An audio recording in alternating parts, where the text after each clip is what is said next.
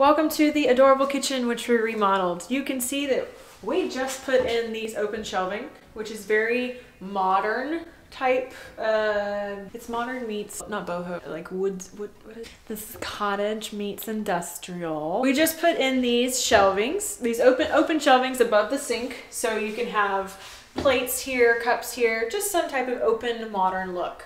Then we have quartz countertop. We put it around the whole place. And then we also have the cabinetry that we put in, which is identical to the bathroom, by the way. We also notice another detail is that we matched the floor with the bathroom so that it would flow throughout the house.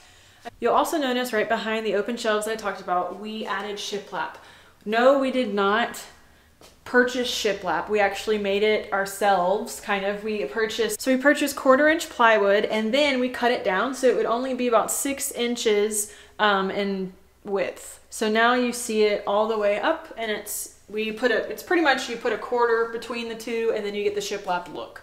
And then you have the shiplap behind us. Okay.